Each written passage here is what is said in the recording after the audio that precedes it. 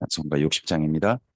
영혼의 햇빛 예수님 가까이 비춰 주시고 이 세상 구름 일어나 가리지 않게 하소서.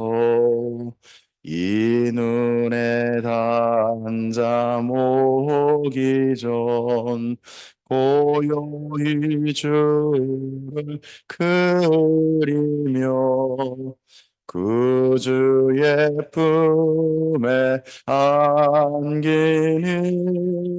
한없이 평안합니다.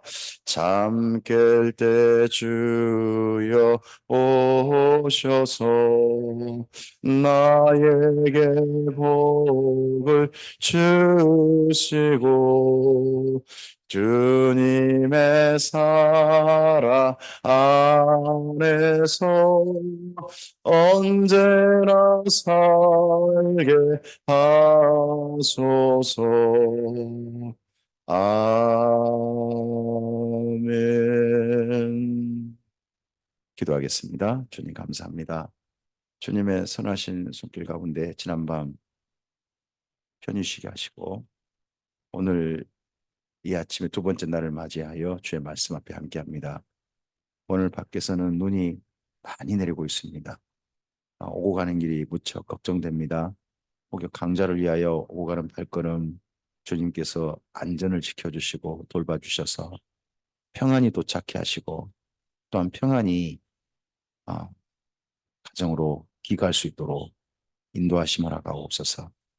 그리고 오늘 하루 일정에 모든 일정 가운데 또한 사랑하는 오가는 사람들 가운데 또한 하나님의 도우심으로 평안하고 모든 일정이 순적하게 진행되게 하옵소서. 부탁드리오며 예수님 이름으로 기도합니다. 네.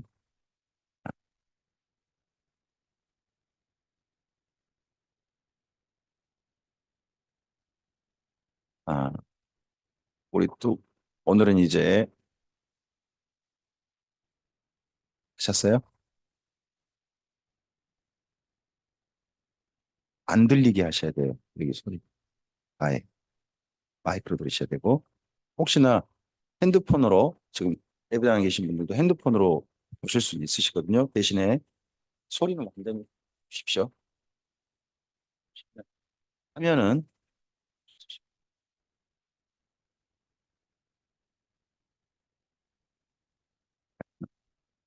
다시 접속할게요. 사무엘 상서로 우리 이어가겠습니다. 아, 사무엘 상서는 크게 엘리와 엘가나 가정 이야기하고 그리고 사울과 다윗 이야기 두 개로 크게 나뉩니다. 그래서 네 가정 이야기예요. 앞서서는 엘리와 엘가나 가정 비교 이야기고 뒤에는 사울과 다윗의 이야기죠. 앞에는 두 사사 이야기입니다. 두 사사. 한 사람은 엘리라고 하는 사사고요. 또 한 사람은 사무엘이라고 하는 사사죠. 두 사사 비교 이야기고요. 뒷이야기는요. 왕 비교죠. 현직 사울 왕 그리고 장차 왕 될 다윗 두 사람의 행보의 비교 이야기이기도 합니다. 사무엘 상서는 그래서 이런 구조를 가리켜서 키아즘이라고 합니다. 비교 대조해가지고 누가 옳은지 누가 선명하게 악에 서 있는지에 대해서 비교합니다. 엘리의 가문의 사실 가문으로서는 어떻게 보면 혈통으로서는 최고의 명문이죠. 아론의 직계 후손 아닙니까? 그리고 당시 실로 성막의 대제사장이고요. 그리고 40년이나 사사로 일을 했다고 해요. 그러면 대제사장의 사사에 그리고 아론 직계 후손이라고 하는 어마어마한 스펙을 가진 분이 엘리죠. 그 가문의 과 그리고 라마다임 소빔이라고 불리는 시골 그 시골에 한 가문 이야기가 나오죠. 엘가나 이야기가 나옵니다. 엘가나는 시골 총구석지 뭐 미자립 교회 목사님 비슷한 거죠. 요즘 우리 같으면.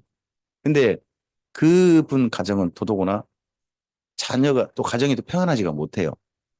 가장 먼저 첫 번째 결혼한 한나하고 사이에 아이가 없죠.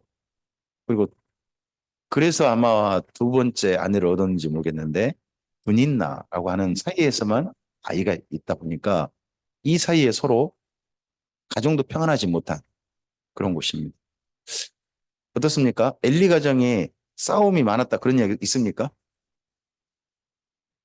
없습니다. 외부적으로 봤을 때요. 엘리의 가정은요.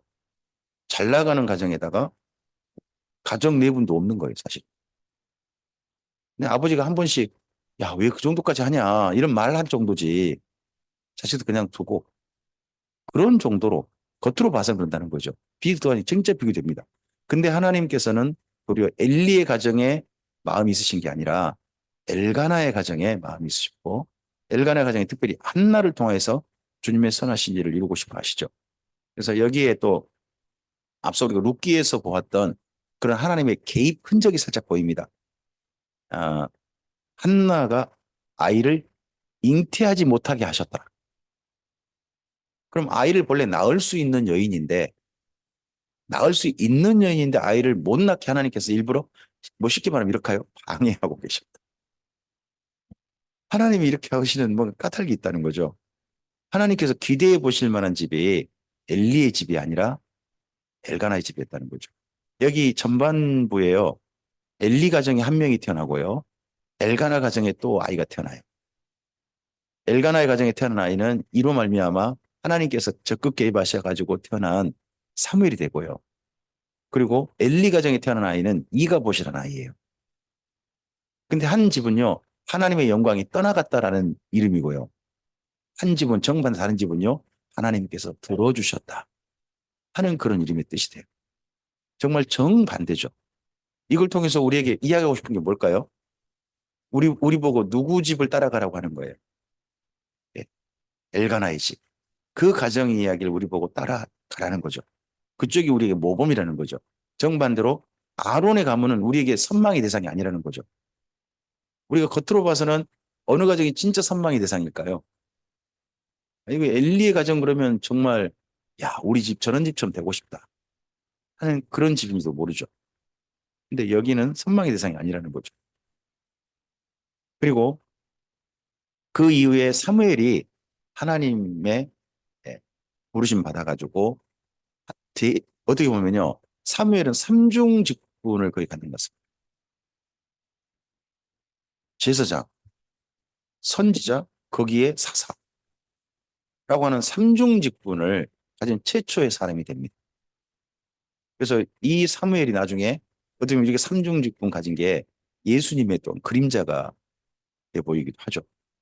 자, 우리 사무엘이 하나님 안에서 처음으로 부름 받았을 때 그때 사무엘을 드러내신 하나님의 이야기가 사무엘상서 3장 후반부에 있죠. 볼까요?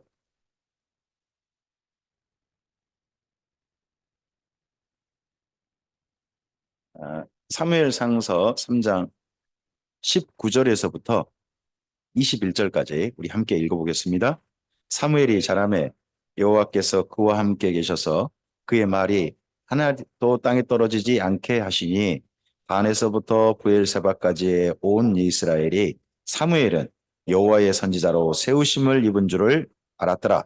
여호와께서 실로에서 다시 나타나시되 여호와께서 실로에서 여호와의 말씀으로 사무엘에게 자기를 나타내시니라. 아, 하나님께서 하나님을 나타내시는 방법으로 이전 광야에서는 어떻게 나타나셨나요? 구름 기둥, 불 기둥으로 나타나셨고요. 성막 가운데 연기가 가득하게 하심으로써 하나님께서 자기를 나타내셨죠. 이것이 하나님이 나타나는 방법이었죠. 그랬는데 사사기 시대에는 하나님의 영광이 실로에서 나타난 적이 없었나 봐요.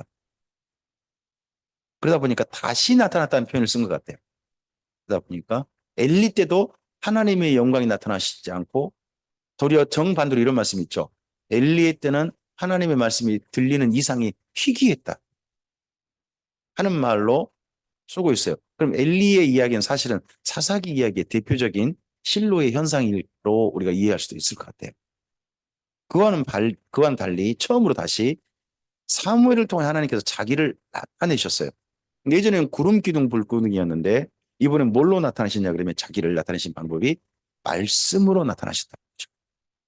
그래서 우리가 성경 말씀을 대함이 우리에게 나타나신 하나님을 만나는 방법이 된다 하는 거에 대한 어떻게 보면 처음 시작 같은 말씀이 여기 사무엘을 통해 나타나신 하나님의 이야기 이걸 통해서 우리가 그렇게 모범으로 받아들일 수 있는 것 같아요.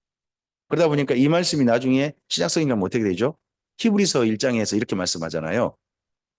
옛적에 하나님이 우리 조상들에게 나타나실 때 어떻게 나타나셨다고요? 여러 부분과 여러 모양으로 선지자들에게 나타나셨대요. 통하여 말씀하셨대요. 그랬는데 이 모든 날 마지막에는 아들을 통하여 우리에게 말씀하셨다. 하나님께서 나타나신 방법이 수많은 이적이 있을 거예요. 그죠? 또 재앙도 있을 것이고 또 번성하게 하시고 그런 것도 있었잖아요. 근데 그 모든 것들은 다 사라졌어요. 뭐만 남았어요? 말씀하신 하나님만 남아서 신약 성경에 기록되고 있죠. 그래서 우리가 성경인 말씀, 하나님에 있는 말씀을 통하여서 하나님을 만나고 있는 지금 우리 방법이 성경의 본래 모범이고 사무엘 이후 우리에게 주신 하나님과 만나는 소중한 방법이다. 이런 걸 여기서 좀 알 수 있죠. 이 사무엘은요, 가문이 엘리 가문과 정반대로 아주 안 좋은 가문이.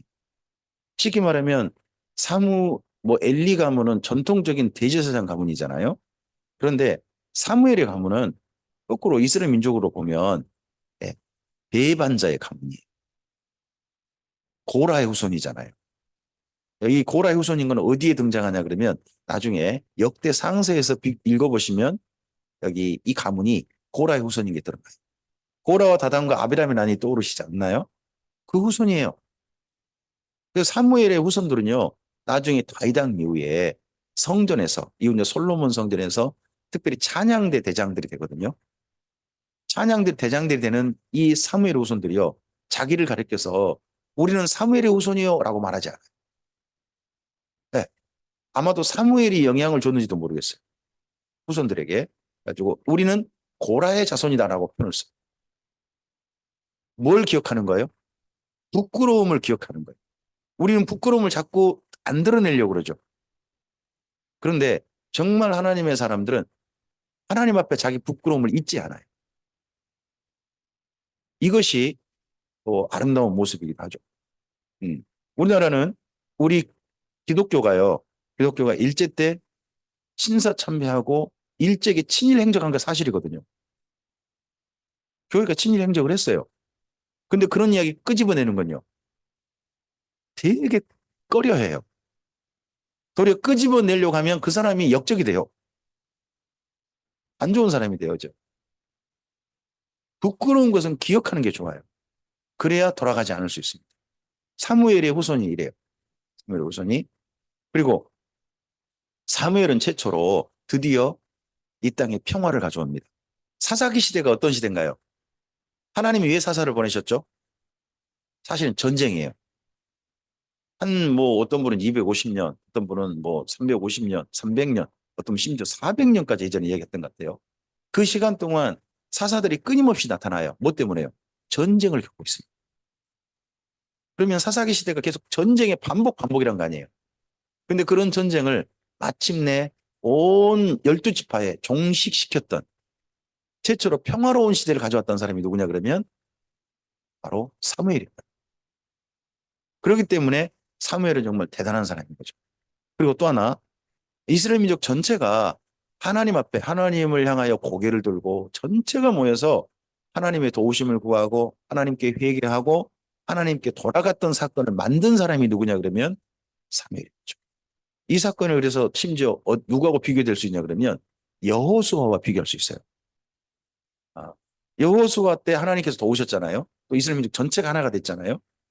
자, 사무엘 때 이스라엘 민족이 하나 된 장소가 어딘가요? 우리 지금 유명한 이름이죠. 우리나라에도. 거기가 미스바라고 하는 장소잖아요. 그러다 보니까 우리나라에 흔히 있는 말로 미스바 대성회. 이거 엄청나게 많이 쓴단 말이에요. 하여튼 어쨌든 그 이름대로 되면 좋죠. 미스바 대성회. 근데 그 미스바에서 모일 때 전체가 다 모이는 거죠. 다 모여서 미스바에 모인 이스라엘 민족이 다 모였다고 하니까 그때 이스라엘 민족을 괴롭혔던 가장 큰 심각한 힘을 가진 나라가 블레셋이었거든요. 블레셋이 올라와 가지고 이스라엘 민족이 모였다고 하니까 이것들이 무슨 모의 작당을 해 하고 그들을 치려고 하죠. 그때 하나님께서 그들을 이기게 하신 방법이 뭐예요? 이스라엘 민족의 군사력이 아니에요. 하나님께서 우려와 분개로 이스라엘 민족을 도우셨어요. 마치 꼭 어느 시대 같으세요? 뭐가 떠올라요? 여호수아 때 가나안 땅 정복할 때 하나님께서 천사를 통해서 도우셨던 사건처럼 그렇게 도우신 사건이 이 사무엘 때 일어나요. 그리고 그 이후에 이 나라가 평안해지거든요. 그래서 사무엘 때가 하나님께서 주신 새로운 평화 시대의 시작이다 하는 게 분명합니다. 자, 근데 문제는 뭐예요? 사무엘이 잘하면 좋죠. 사무엘 정말 잘했어요. 사무엘 사사직을 몇 년 하시죠? 40년 하죠. 사무엘 앞서서 엘리가 몇 년 해요? 40년. 그 다음에 그 이후 사울 왕이 몇 년 왕위에 있죠? 40년이에요. 그렇죠? 그 다음에 다윗이 몇 년이에요? 40년이에요. 그리고 솔로몬이 몇 년이에요? 40년. 그럼 전체 더하면 몇 년이에요? 여기까지만 120년이에요. 이 가운데서 사무엘 때부터 사무엘 때 다윗 솔로몬까지 160년인데 그중에서 120년 정도가요. 이스라엘이 다른 나라 침략을 받은 게 아니라 도리어 거꾸로 정복해 가고 평화롭게 사는 시대. 그 시작을 했던 사람이 누구? 사무엘이라고 하죠. 정말 이스라엘 민족에게는 소중한 시대로 이런 평화의 시대를 열었던 사람이 사무엘이라는 것에서 정말 소중한 거죠. 근데 그런 사무엘인데 40년이나 사사직을 했고 나중에 은퇴식 할 때 물어보잖아요. 내가 너희들한테 뭐 혹시나 한 푼이라도 뭐 가져간 거 있냐? 내가 백을 가졌냐? 뭘 가져갔냐? 아무것도 가져간 적이 없다. 하니까 이스라엘 민족이 인정해요. 맞아요. 당신은 우리한테 아무것도 뇌물을 받은 적이 없어요. 하고 인정하죠. 그런데도 불구하고 사무엘에게 가장 슬픈 사건은 뭔가요? 결국 자녀예요. 제가 사무엘 비슷한 게 우리나라 목회자라고 생각한다니까요. 목회에 너무 성실하게 하다 보니까요. 가정을 소홀히 하시고요. 가정을 소홀히 하다 보니까 그 목회자의 자녀가 도리어 나중에 큰 걸림돌이 된 경우가 많아요. 의외로. 근데 여기 사무엘도 마찬가지죠. 이스라엘 민족이 사무엘을 얼마나 존경했는지 사무엘 다음에 보통 사사직은요. 그 이전의 사사직은 한 번도 세습된 적이 없어요. 사사는 항상 일대만 있지 자식들한테 물려준 적이 없어요. 그런데 사무엘에게는요. 자식한테 사사직이 물려지게 했어요. 두 아들에게. 근데 두 아들이 어, 사사직의 가장 중요한 게 재판이잖아요. 재판 받자마자 그러면 안 되죠. 근데 그런 일이 벌어졌다는 거죠. 뭐 하여튼 뇌물을 받아든 어떤 간에 눈치 봐가지고 재판을 잘못하면 그것도 문제인데 그런 거죠. 그러다 보니까 사무엘로 말미암아 하나님께서 왕위를 물러나셔야 되는 그런 슬픈 사건이 있게 되죠. 그래서 우리 좀 전에 보셨던 말씀이고요. 그 다음에 우리가 이어질 사람이 누굽니까? 사무엘 상서에서 사울과 다윗입니다. 이스라엘 민족이 그럴 때 왕을 요구합니다. 하나님께 왕을 달라고 합니다. 하나님께서 왕을 세우실 때 기뻐하셨나요? 기뻐하지 않으셨어요. 그런데 왕을 주셨어요. 그러면 다르게 말해보면 이스라엘 민족의 기도에 응답하신 거죠. 그들이 응답해 주신 거예요. 그러면 하나님께서는 기도 응답을 하나님 마음에 든 것만 응답하시는 건가요? 아니라는 거예요. 우리는 예전에 혹시 기도 응답의 비결 해가고 배우신 적 없으신가요? 기도 응답의 확신 뭐 이런 거 배우신 적이 없으십니까? 네. 하여튼 하는데 이거 확실한 건 첫째는 뭐냐 그러면 하나님의 마음에 들어야 하나님께서 응답하신다. 하신 것이 가장 먼저 배웠던 것 같습니다. 어. 근데 성경 읽어보니까 하나님께서 마음에 드셔서 응답하신 경우도 있지만 마음에 전혀 탐탁하지 않으신데 못마땅하신데도 응답하신 게 몇 번 있습니다. 근데 이걸 보면 언젠가 천국에 가서 우리가 전체 천국 간다면 그것도 감사할 일이지만 천국 가면 우리가 부끄러울 일이 있을지도 모르겠다는 겁니다. 우리는 기도 응답 받았을 때 그게 하나님께서 우리를 정말 기뻐하셔서 우리 기도를 너무 좋아하셔가지고 응답하신 걸로 생각했는데 막상 천국 가서 보니까 하나님께서 못마땅하시지만 하도 쫄라대니까 그래서 주셨을 수도 있다는 거죠. 여기 왕을 달라고 할 때 정말 하나님께서 못마땅해 하십니다. 그리고 또 한 사람이 있다면 히스기야 왕한테 15년 생명 연장해 주신 거 있잖아요. 나중에 뭐 이걸 가지고 이제 목사님들께서도 가끔 또 좋은 쪽으로 쓰기도 하십니다만은 근데 그 15년 생명 연장 받아서 하나님께 좋은 일이 없을 걸 하나님 잘 아실 것 같아요. 그러니까 선지자 이사야 보내셔가지고 빨리 잘 정돈하고 잘 죽으시오 이렇게 하셨지. 네, 너 맨 처음에 15년 생명 연장시켜주게 하지 않으셨잖아요. 근데 우니까 너무 짠하잖아요. 너무 마음이 하나님께서 안쓰러우셔가지고 아이 그래 그럼 15년 살아봐 하셨는데 결국 아니나 다를까 안 좋은 일이 있게 되죠. 어쨌든지 하나님의 기도 응답이 꼭 선한 일만 있는 게 아니다 하는 게 사실 사울왕의 시작이에요. 그럼에도 불구하고요. 사울왕은 사실 괜찮은 사람이에요. 좀 출발한 게. 우리 조홍현 집사님께서 그렇게 소개하셨잖아요. 첫째는 키가 미남이에요. 진짜 저는 이 사울의 키가 부러워요. 일반 사람보다 머리가 하나 더 있다잖아요. 아, 그러면 사울은 한 2미터 정도 되는 키라는 거 아니에요? 예. 그런 키대가 또 아버지를 얼마나 끔찍하게 생각하는지. 그리고 또 자기 종의 말도요. 쉽게 허투루 듣지 않아요. 종의 말도 상당히 예의를 갖춰 듣고요. 존중해주는 그런 사람이기도 합니다. 그리고 자기가 얼마나 힘없는 사람인지 아는 사람입니다. 주제 파악을 하는 사람입니다. 베냐민 지파 사람이고 자기 기부하 사람이라는 걸 알고 있는 사람입니다. 맨 처음에 왕이 할 때요. 왕으로 채움 받았지만 농사 짓고 있는 사람 아닙니까? 네. 하나님께서 사무엘 사사를 통하여서 나를 왕으로 세우시구나 감사하지 뭐. 나는 농사지도 괜찮아. 다들 평화롭게 살잖아. 하는 그런 사람이었잖아요.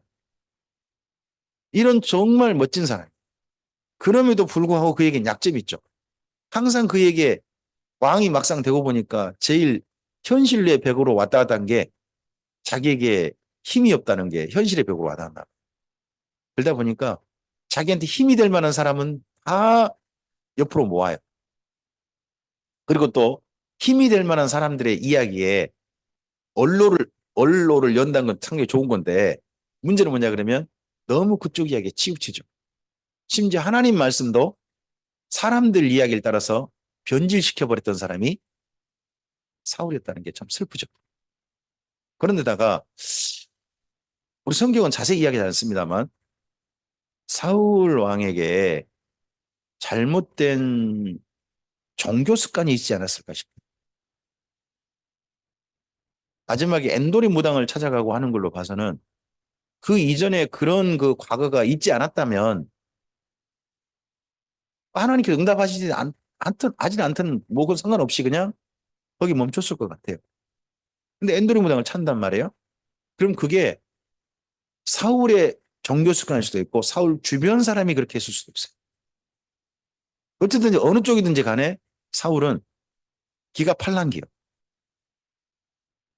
하나님 말씀대로 쭉 따라가는 소신이 있는 사람이 아니라 주변 이야기에 너무 휩쓸려요. 그래서 자기 또 죽이고 싶지 않지만 자꾸 옆에서 뭐라고 하니까 또 죽이려고 그러고 뭐 이런 내용도 자꾸 반복되는 것도 보입니다.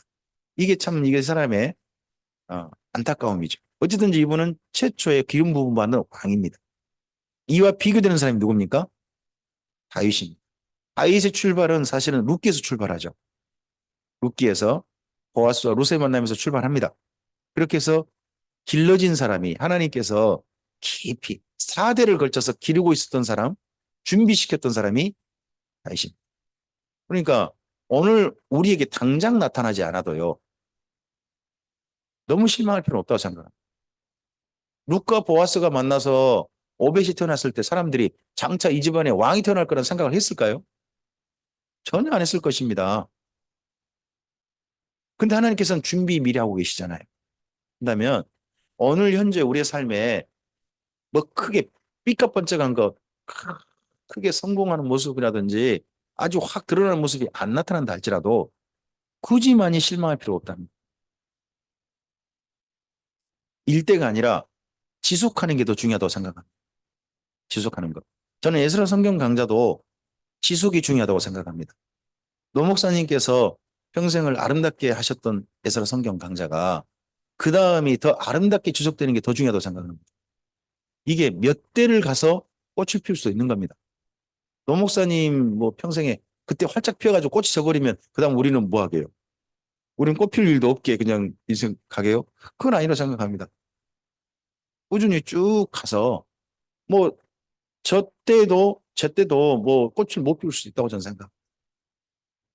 근데 중요한 건 뭐냐 그러면 잘 물려주는 거죠. 잘 물려주면 하나님께서는 반드시 룻과 보아스의 만남을 통해서 다윗이라고 하는 꽃이 피어나게 하셨던 것처럼 우리의 삶에도 주님의 선하신 일들을 주변에 뭐 그런 유혹이라든 이런 거에 굴하지 않고 끝까지 선한 길로 바르게 가는 사람들에게는 반드시 꽃을 피우게 하실 것이다 하는 기대를 하게 만드는 가정이 다윗의 가정, 다윗의 가문이라고 저는 생각합니다. 이 다윗의 가문은 네, 유다 지파에서 출발하죠. 그리고 기름 부음을 이분은 세 번 받습니다. 기름 부음을 사무엘에게 첫 번째 받고요. 유다 지파에게 받고요.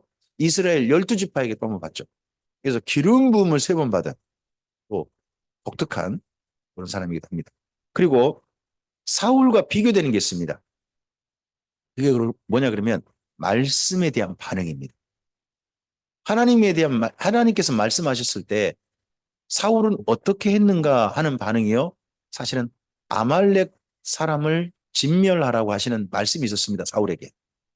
그 말씀에 대해서 사울이 어떻게 했는가 하는 게 사울의 말씀에 대한 태도, 반응이죠.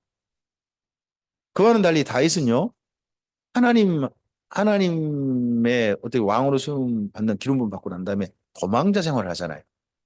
도망자 생활할 때 주변에 있는 선지자 또는 선견자들을 통하여 하나님의 말씀을 받습니다. 그랬을 때 그 말씀에요. 고민합니다. 사실은. 특별히 다윗 주변에는요. 갓이라고 하는 선지자가 있거든요.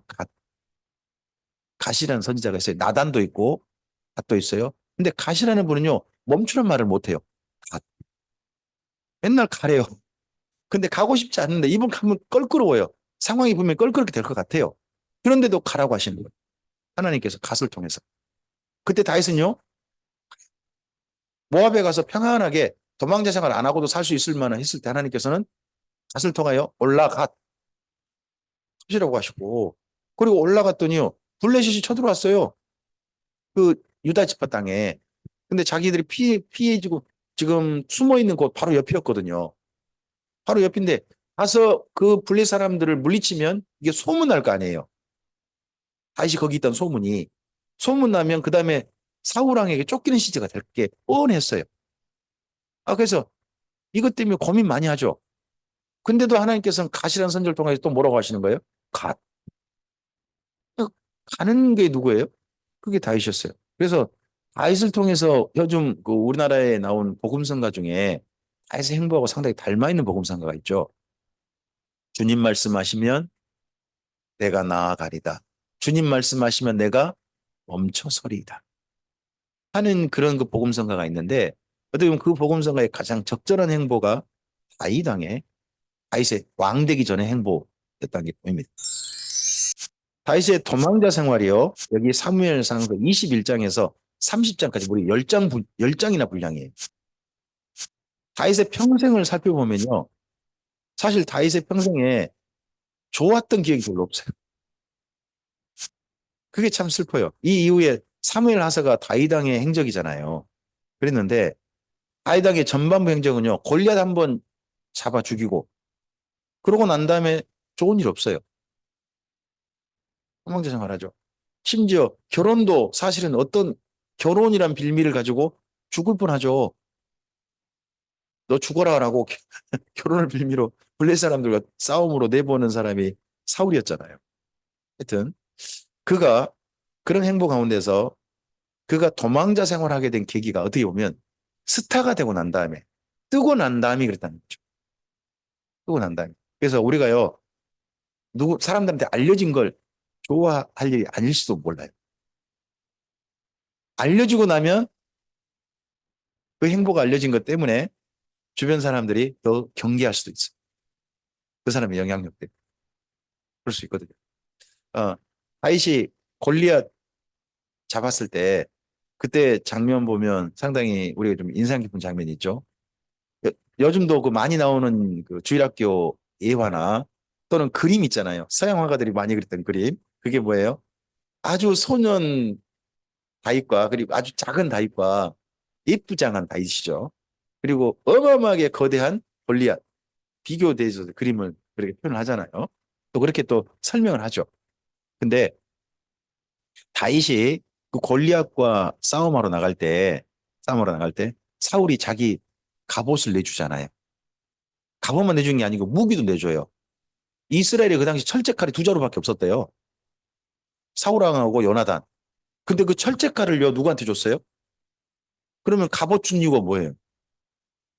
이 갑옷도 있고 철제칼 들고 나가서 너 저 골리앗 꼭 이겨라라는 거죠. 그러면 갑옷이요 엄청나게 큰 갑옷이면 그거 줘봤자 뭐예요? 뿐만 아니라 전투에 전혀 도움이 안 될 거 아니에요. 근데 사울이 왜 그럼 갑옷을 내줬겠어요? 신장이 비슷했을 거라는 거죠. 우리는 다윗을 자꾸 키를 작게 만들고 하는데 다윗이 의외로 신장이 굉장히 컸을 가능성이 저는 높다고 봅니다. 한 가지 가능성이 어디가 있냐 그러면 사무엘이 사울왕 이후에 새로운 왕을 기름 부음하기 위해서 이세의 집을 찾아가잖아요. 이세의 집을 찾아갔을 때 그 맏아들 딱 보고 뭐라 그래요? 야, 얘가 하나님이 준비하신 얘인가 보다. 그랬을 때 하나님께서 뭐라고 하십니까? 나는 신장 이런 거 안 본다라고 이야기 그 성경에 나와요. 신장. 그러면 엘리 그 첫째 아들 보고 뭐가 보고 마음에 들었다는 거예요. 키가 미남이구만. 키가 왕감이구만. 이랬다는 거 아니에요. 그러면 이세 집의 그 가족이 키가 장신 가문일 가능성이 높아요. 맨 처음에 다윗이 사무엘을 만났을 때는 키가 작았을 가능성이 높죠. 하지만 정말 사울 왕과 만나고 나서 골리앗과 싸울 때는 신장이 제대로 컸고 그리고 그의 힘 자체가 다르죠. 그가 설명한 힘이 아니 돌팔매질 해가지고요 짐승을 잡아 죽이는 사람이고요. 심지어 짐승이 달라들면요 몽둥이로 때려 죽이고 찢어 죽이는 성경이 있나요? 찢어 주겠다는 말이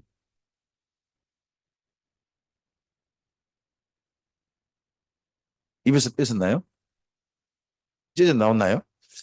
아 그러면 우리가 저 사자 입 달라들어 두 손으로 쫙 벌리면 사자 입이 벌려질까요? 그러니까 우리 손이 거꾸로 먹히겠죠. 그 정도 힘을 가진 사람이니까 이게 가능하겠죠. 그 정도 힘을 가진 사람이니까. 그러니까 다윗이 한 번 돌팔매질 해가지고 돌멩이 5개 가지고 나갔대요. 성경 읽어보면 제가 자세히 읽었어요. 5개 가지고 나갔는데 그중에 돌멩이 몇 개만 던져요?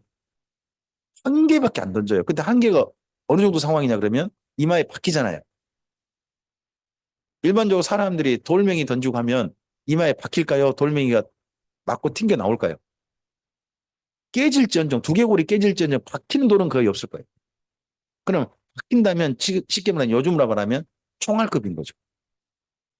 얼마나 힘세게 던졌겠느냐 돌멩이를. 근데 그 돌멩이가 박혀버리는 그런 어마어마한 사람이 다윗이었다. 그 소년 다윗이 힘이 약한 건 아니다. 신장도 있고 힘도 어마어마한 그런 소년이었다. 단 그때까지 다윗은 사울에게 어떤 사람을 알려줘요? 그때까지는요. 예. 수금 잘 타는 양치기 다윗이죠. 근데 다윗이 실제 그런 군사력, 적군을 물리친 힘을 보니까 사울이 당장 뭐가 누가 업히게 되냐 나보다 훨씬 더 낫네.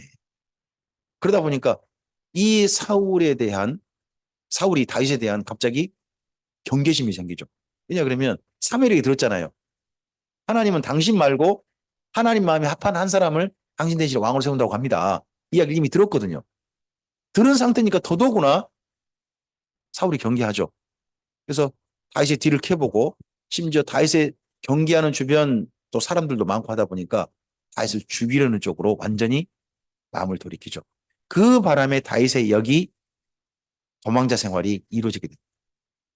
이 도망자 생활이 몇 년 했을까요?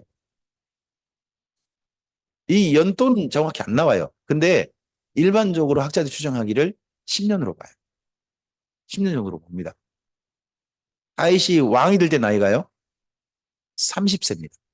30세 이전에 이걸 했다는 거죠. 그럼 20대 때 도망자 생활했다는 거예요. 그리고 그러다 보니까 골리앗을 잡을 때는 10대 후반이었을 것이다. 이런 이야기를 하는 게 바로 이런 데 있는 거죠. 다윗을 그의 사울의 딸 미갈이 굉장히 좋아하잖아요. 미갈이 누나였을까요? 아니면 다윗한테 오빠라고 했던 사람이었을까요?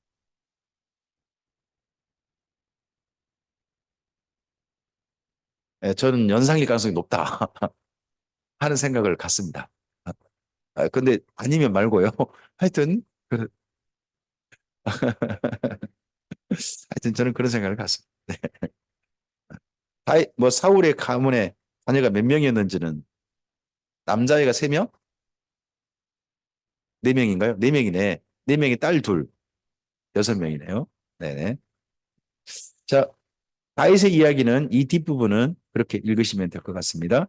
자, 이런 과정을 통해서 다윗은요, 도망자 생활을 통해서 한 가지가 보입니다. 뭐가 보이냐 그러면 어떤 형편이든지 간에 하나님 앞에 세운 소신을 지키고요. 그리고 또 하나가 있습니다.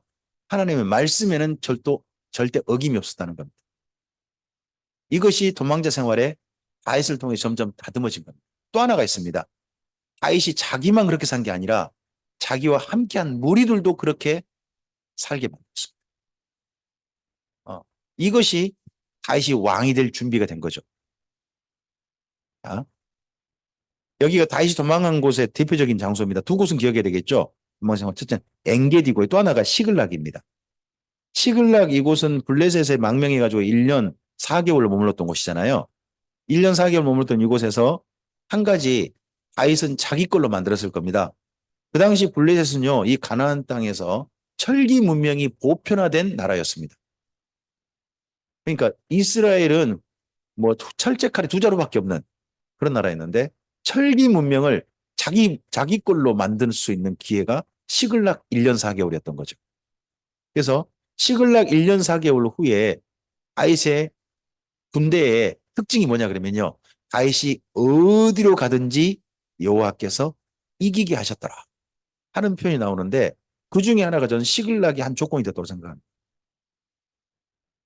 이제 이런 부분을 기억하시고 그다음에 엔게디 이쪽에 다윗이 상당히 또 오래 머물러 있던 장소이기도 하죠. 거긴 사해 옆입니다.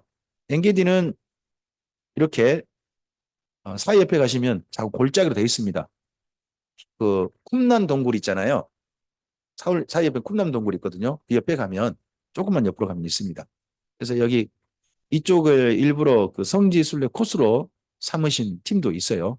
근데 일반적으로 잘 안 갑니다. 골짜기 들어가면 또 시간 많이 걸리니까 안 가는 분도 많은 거죠. 저도 못 가보긴 했습니다.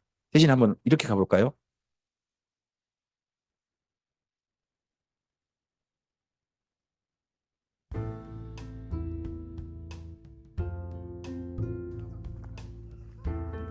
네, 영상으로 보시면 엔게디에 이렇게 Ein Gedi is the largest 풍속이 살고 oasis in 있고 Israel. 새도 It is located at the foothills 그 on the 물도 west 흐르고 side of 있는 the Dead Sea and is now protected as a nature reserve. 광야와 그리고 물이 함께 있는 묘한 곳인 The 거죠. David and Arugat streams flow year-round, resulting in 이 근처 dramatic 와가지고 falls, 엔게디 pools, 이쪽까지 와가지고 and lush 아마도 greenery. 양치기도 하고 그런 것도 있었던 것 같습니다. 네. 지금 혹시나 뭐 앞에 화면은 좀 안 보이시니까요. 핸드폰 접속하시면 여기가 시글락입니다. 다윗이 1년 4개월 머물렀던 장소고요. 지금 현재 발굴되고 있습니다. 발굴되고 있습니다. 그리고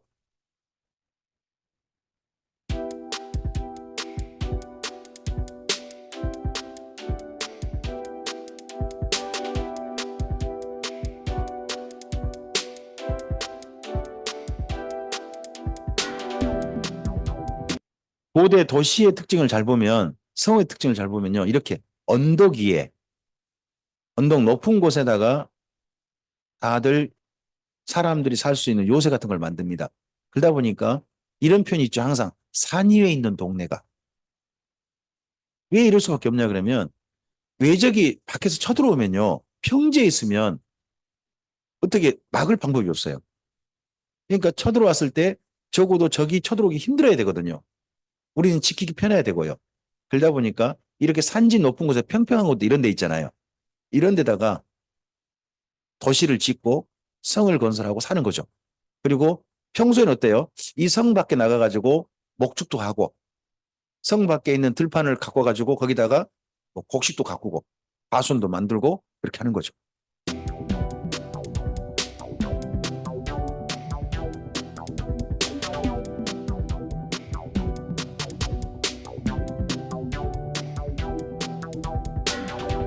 이런 식을 갖고 지금 현재 평지 수력 코스로 다 안 갑니다. 너무 가봤자 운덕이 아무것도 없어요. 그럴 때 영상으로 나오고 싶은데. 자, 그러한 시간 후에 다윗이 드디어 하나님께 왕으로 세움받습니다. 그래서 다윗왕 이야기만 전체 쓰여 있는 이야기가 사무엘 하서입니다. 사무엘 하서. 구약 성경, 신약 성경 합쳐가지고요. 예수님 외에 한 사람 이야기를요. 가장 많은 분량으로 쓰고 있는 사람이 다윗입니다. 그럼 하나님께서요. 수많은 사람을 이야기하시잖아요. 그 많은 사람 가운데 우리들한테 주목해봐라. 이 사람 좀 잘 봐라. 하는 사람이 누구란 이야기예요? 다윗이란 이야기거든요. 근데 다윗의 이야기에서 그럼 왜 하나님 우리 보고 이 사람을 주목해 보라고 하는 거지? 하는 측면을 이해한다고 생각해요. 그 이야기 저는 사무엘 하서 있다고 봅니다. 그게 뭘까요? 이 사람은 똑같이 죄인이에요. 큰 죄를 지었어요. 아니 자기 부하의 아내를 갖다가 썸씽 있으면 써요. 안 되지. 거기다가 썸씽이 있었다가 또 일이 생겨버렸죠. 근데 일 생겼다고 그 일을 무마하게 해서 심지어 살인을 저지르는데 자기 부하만 죽는 게 아니라 다른 사람까지 함께 죽이는 청부살인을 하게 되는 그런 사건이 있게 된단 말이에요. 그게 다윗의 슬픈 흔적이죠. 그러다 보니까 우리가 사무엘하서에서 꼭 읽는 말씀이 있죠. 그게 13장 1절 아닙니까? 13장 1절에 그 후에 이 일이 있으니라. 다윗의 왕으로서의 삶은요. 13장 이전과 13장 이후로 나눌 수 있어요. 13장 이전은요. 잘 나가는 다윗이에요. 근데 이 시간이 얼마였는지는 모르겠어요. 근데요. 여기 지금 사무엘 하사가 24장까지 있잖아요. 그럼 13장부터 24장까지 뒷부분이 상당히 긴 장이에요. 그 중에서 다윗의 불행한 시간을 쓰고 있는 이야기가 무려 10장 가까이 돼요. 그러니까 다윗의 생애 전반기는요. 양쳤죠. 중간에 골리앗 잡고 난 다음에 그 다음에 결혼하자마자 바로 뭐예요? 도망자 생활에서 10년 이상 보냈어요. 10년 정도 보냈단 말이에요. 그래서 왕 돼가지고 잠깐 반짝한 거죠. 그 잠깐의 시간 동안에 예, 주변도 정복하고 끝나라가 된 거죠. 대단했어요. 근데 그러고 난 다음에 주변은 정복하는 큰 나라의 왕이 됐는데 그의 개인사, 가정의 삶은요. 불행으로 점철된 것이 13장 이후죠. 13장 이후. 특별히 다윗에게는요. 자녀가 전 두 종류가 있다고 생각해요. 하나는요. 입양된 자녀. 입양된 자녀가 있고 또 하나는 직접 태어난 자녀가 있을 거예요. 다윗의 아내로 그 부름받은 사람 중에 하나, 아비가일이 있고 이스라엘 여인 아히노암이라는 여인도 있고요. 그런 여인들이 있어요. 뭐 핫깁 이런 여인도 있고 그런데 그 여인들의 상당히 많은 특징이 뭐냐 그러면 후원자일 가능성이 높아요. 다윗이 도망자 생활할 때 다윗의 다윗과 함께한 사람들, 다윗과 다윗을 함께한 사람들을 후원했던 그런 돈 많은 과부들 이런 분들에서 가능성이 높아요. 근데 먼저 아비가일과 결혼한 것도 나발의 그 재산 그것 때문에 한 거잖아요, 사실은요. 아니면 아니라 그러고요. 그것 덕분에 다윗이 그 이후에 경제적으로 누구한테 손 벌리고 한 일 없거든요. 그런 결혼 있고 난 다음에. 그러다 보니까 다윗이 사울 왕가한테 소리 들었죠. 이스라엘 여인 아히노암하고요. 아비가일을 아내로 맞이하고 난 다음에 사울 왕가한테 무슨 소리 듣는지 아세요? 미가를 첫째는 딴 사람한테 시집 보내버리죠. 그러면서 사울 왕가가 다윗을 폄하하기 위해서 퍼뜨렸던 소문이 뭐냐 그러면요. 개대강이래요. 개떼 중에 개떼의 두목이라는 거죠. 개떼 두목은 뭐죠? 개떼 중에 어떻게 해요? 암컷 다 거느리잖아요. 다윗을 갖다가 그렇게 폄하하는 그런 말이 이 사울 왕가에게 나중에 나와요. 근데 다윗이 그런 소리를 듣더라도 자기 인생을 희생을 했죠. 그러면서요, 아비가일의 아이나 아히노함의 아이나 자기의 아들로 맞아들인 것 같아요. 맞아들였을 때 그 다윗의 첫째 아들이 누구냐 그러면 암논이거든요. 암논. 네. 근데 암논이 아무리 봐도 직접 다윗을 통해서 태어난 친자는 아닌가. 양자로 맞아들여지. 결혼 때문에 자기 아들로 맞은 그런 사람인데. 근데 다윗이 자기 몸에서 직접 태어난 첫 번째 아이가 성경으로 본다면 압살롬 같아요. 압살롬. 압살롬이 첫째 아이 같아요. 근데 그 다윗이 압살롬 음성을 좀 꺼주실까요? 음성만. 네, 영상은 켜시되 음성은 꺼주세요. 네. 어, 다윗이 그 압살롬이 그래서 어, 암논을 죽이고 있을 때도 압살롬을 다윗을 정말 그리워하죠. 다윗이 정말 압살롬을 그리워합니다. 그리고 또 오게 하고 자기 곁에 두고 싶어 합니다. 하지만 다윗이요, 한 가지는 분명합니다. 정치적으로요, 자기가 정말 자기 친자라 할지라도 압살롬에게 왕위를 물려주고 싶어 하진 않습니다. 너가 왕이 됐다가 나라가 엉망될 거다 하는 것이 있는 것 같습니다. 하지만 압살롬 생각은 다르죠. 자기가 쉽게 말하면 장자인 거잖아요. 장자고, 그리고 그가 자기 어머니도 왕가의 딸이잖아요. 그러다 보니까 왕가의 자식으로서 가지고 있는 꿈이 뭐겠어요? 나는 장차 뭐가 되리라? 왕이 되리라. 한데 아버지가 왕이 자기를 안 되게 하려고 하니까 거꾸로 그는 그럼 내가 아버지를 물리쳐서라도 내가 왕이 되겠다 하는 그런 꿈을 꾸게 된 거 아니에요. 그런 그 압살롬으로 말미암아 다윗 생애가 불행했던 이야기가 13장 이후죠. 그래서 사실 13장 이후는 다른 이야기 아니에요. 압살롬과 다윗 사이에 불행한 이야기예요. 그래서 다윗은요, 이 압살롬의 난을 거쳐가면서 하나님 앞에 늘 그렇게 기도했던 것 같아요. 저는 죄인입니다. 정말 저 때문에 이런 사건이 다 벌어졌습니다. 그때 다윗이 굉장히 많이 울었던 모양이죠. 그러다 보니까 정말 과장법이지만, 네, 우리 종임 쌤도 그렇게 인용하셨잖아요. 과장법이지만 뭐예요? 침상을 띄웠다는 거죠. 전 침상을 띄웠다 그러길래 띄웠단 말이 매주를 띄웠다도 쓰거든요. 매주를 띄웠다는 곰팡이 피웠다는 말이고요. 그죠? 뭔가 물 위에 둥둥 떴다 할 때도 띄었다라고 하잖아요. 저는 그래서 매주를 띄웠다 그런 표현인가? 침상에 너무 눈물이 많이 나고 곰팡이 폈다는 이야기인가? 본문을 실제 가서 다시 읽어봤다는 거 아니에요. 읽어봤더니 아니 그거 아니더라고요. 둥둥 떴대요. 눈물이 얼마나 많이 흘렸던지 둥둥 떴다. 야, 그거 침상이 철제 침상은 아니었던 모양이죠. 나무 침상이었던 모양이죠. 하여튼 그런 정도로 많이 울었던 사건이 이 압살롬 이후 사건이죠. 그래서 다윗의 기도가 시편을 보면요. 전반부 후반부 딱 나눠져요. 전반부는요. 저는 당당합니다. 저는 부끄러움 없습니다 하는 시편이 다윗의 전반부 시편이에요. 후반부 시편은요. 저는 죄인입니다. 저는 부끄럽습니다. 저 때문에 이런 일 다 벌어졌습니다. 저 지금 아픕니다. 저 너무 힘듭니다. 제 주변 사람들 전부 다 저 물어뜯으려고 난립니다. 하고 그런 고통 속에서 하나님께 호소하는 이야기는 후반부 이야기. 그게 다 이때 압살롬에 난 이후 다윗에게 경험되었던 사건 같거든요. 그런데 이런 불행한 다윗인데요. 왜 하나님은 이런 다윗을 우리에게 보게 하실까요? 왜? 개인적으로 보면요. 그 사람의 인생사 자체로 놓고 보면요. 다윗은 별로 본받고 싶지 않아요. 제가 후회했다니까요. 저 첫째 아들 태어났을 때 우리 아들 다윗처럼만 되게 해주시옵소서라고 기도했다가 나중에 에스라 성경 강좌 가가지고 다윗의 생애가 사실은 불행한 게 참 많았다 하는 이야기를 그때서 제 눈에 들어오더라니까요.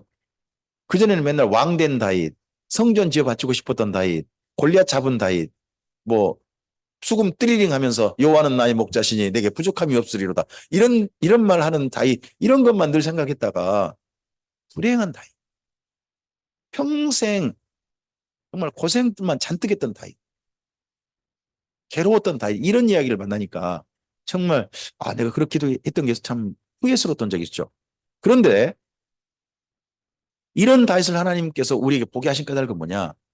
인생사가 정말 질곡이 많은데 깊은 골짜기도 들어가고 정말 인생사가 너무나도 다사다난했는데 그런 다윗이지만 한 가지 변치 않았던 게 있다는 거죠. 다윗에게. 그게 뭐냐 그러면 어떤 형편에 있든지 다윗은 하나님을 변함없이 사랑했다는 거죠. 그래서 다윗의 생애를 전체를 정리한 시편을 한 권을 하나를 여기에 사무엘 상서에 놓았어요. 그게요. 시편 18편이죠. 시편 18편을 여기 사무엘 상서에 아예 한 편 전체를 넣었어요. 다윗의 평생이 이걸로 고백될 수 있다는 거죠. 우리 시편 18편을 좀 가보실까요?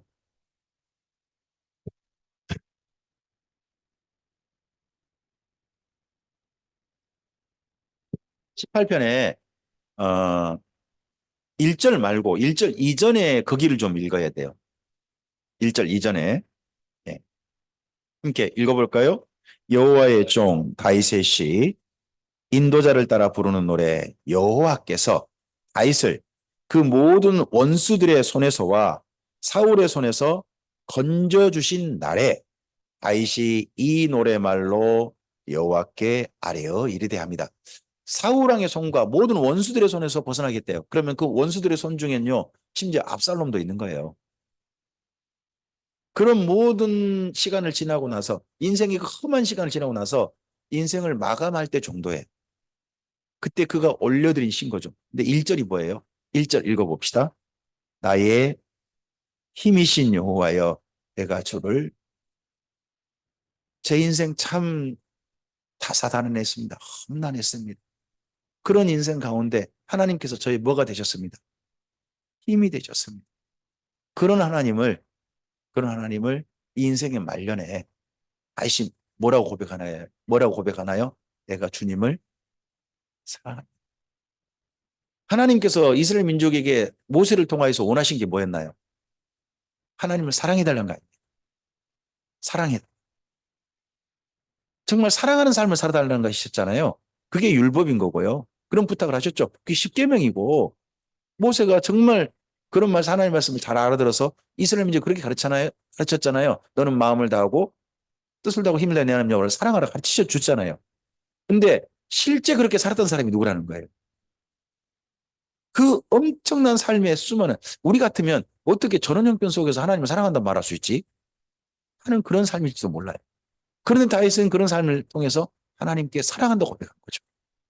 그래서 저는 성경에서 하나님께서 우리에게 다윗을 보라고 하신 이유가 성전 지어 바치고 싶어 했다는 것 때문에 또는 왕으로 잘 나갔기 때문에 또는 골리앗 잡아 죽었기 때문에 보라고 하신 게 아니라고 저는 생각해요. 그게 아니라 그의 수많은 인생의 수많은 파란만장했던 그 인생 가운데서 변함없이 하나님을 사랑했고 그 인생을 마감하면서 어떻게 보면 이제 너울이 지을 때 그의 황혼 때에 인생을 돌이켜보면서 하나님께 올려드린 고백이 제가 주님을 사랑합니다라는 고백으로 그 인생의 황혼역에 서 있다는 거. 이런 모습을 우리에게 보라고 하신 게 아닐까요? 그래서 다윗을 보라고 하나님은 일부러 여기 사무엘하서에서 다윗왕 이야기만 잔뜩 써놓으신 거죠. 이런 하나님의 이야기를 우리가 잘 읽는다면 오늘 우리에게 원하는 것은요. 우리가 왕되라고 하신 게 아니라 우리들어 하나님 다윗처럼 고백해 오기를 원하신 것일 것이다 하고 우리가 사무엘 하서를 읽었으면 좋겠습니다. 자, 앞을 보셔야 되는데 앞을 못 보시고 여러분의 화면을 좀 봐주시기 바랍니다. 예, 우리 가운데 있는 말씀 읽어볼까요? 내가 이새의 아들 다윗을 만나니 내 마음에 맞는 사람이라 내 뜻을 다 이루리라 하십니다. 네, 그런 도망자인데도 그와 함께하는 이들까지 정당하게 만들었습니다. 제사장 나라 역할을 할 기초를 이분이 다 마련했습니다. 악을 저질렀죠. 근데 이분은 정말 성경에서 인정하는 진짜 회개자입니다. 다윗처럼 회개하면 됩니다. 진짜 회개자입니다.